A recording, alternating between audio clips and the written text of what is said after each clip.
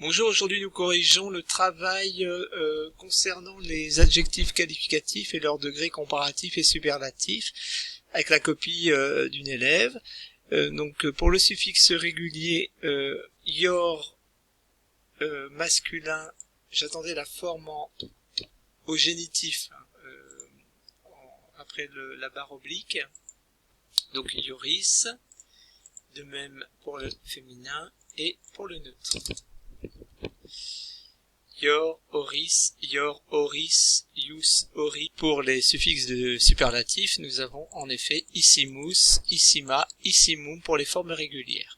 Donc les modèles de déclinaison sont la troisième pour les comparatifs et les deux premières pour les superlatifs. Les mots qui introduisent des compléments du comparatif et du superlatif sont respectivement quam et ex. Ex est une préposition suivie de l'ablatif. Mais il y a une autre possibilité. En effet, l'ablatif seul peut convenir dans le but d'exprimer un complément du comparatif. À noter que pour le superlatif, ex plus ablatif est concurrencé par le génitif seul. Alors, quand il n'y a pas de complément, nous traduirons le comparatif par assez ou trop selon le contexte, plus adjectif bien entendu, et en effet pour le superlatif sans complément, eh bien nous ferons précéder l'adjectif de l'adverbe trait. Alors les formes qui étaient demandées, alors nominatif singulier de facilis, donc facilius c'est un neutre, hein. Donc je dirais plutôt facilior, facilissimus, nous devons le corriger en facilimus, c'est un irrégulier. Meliores est bien le comparatif de l'adjectif bonus à l'accusatif pluriel féminin. Optimas pour la forme superlative. Doctioris, ça fonctionne très bien pour un génitif singulier du comparatif. Et doctissimi pour l'équivalent au superlatif. Paro fait en effet partie des irréguliers. Ça donne minori minimo. Miseriori, miserior, au nominatif pluriel, miseriores, miserimi, très bien. Propior, un nouvel irrégulier, ça fonctionne pour un nominatif singulier, forme masculine. Proximus, c'est très bon. Magné, donc magné, nous avons affaire à un vocatif. Donc magné ne peut être qu'un vocatif masculin, donc nous attendons maior, maximé.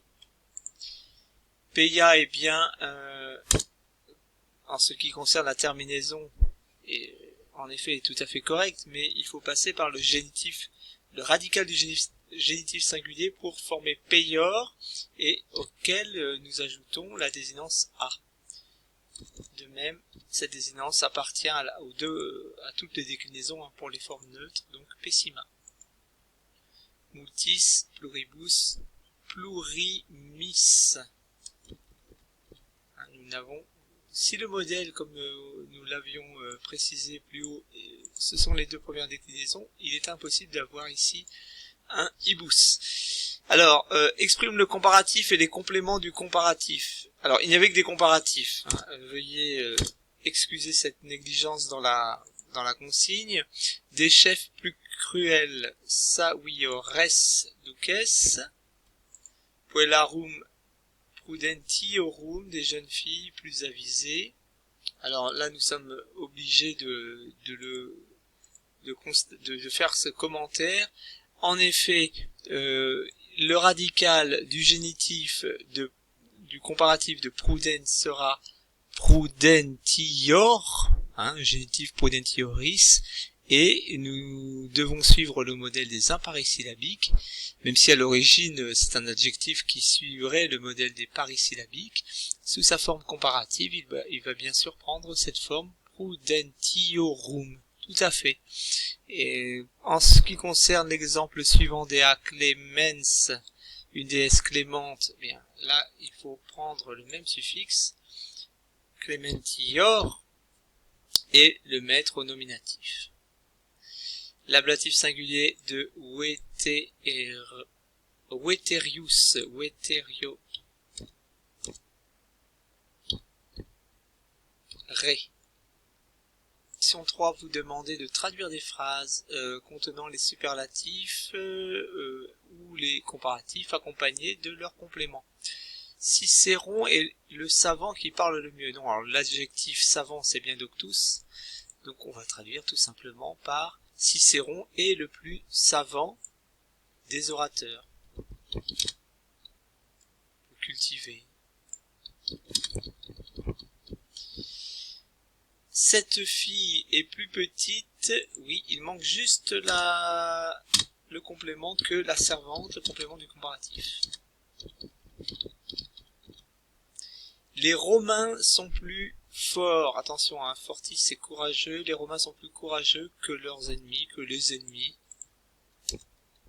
C'est correct, du point de vue de la grammaire, un peu moins de la traduction. Ce fils est plus grand que son père.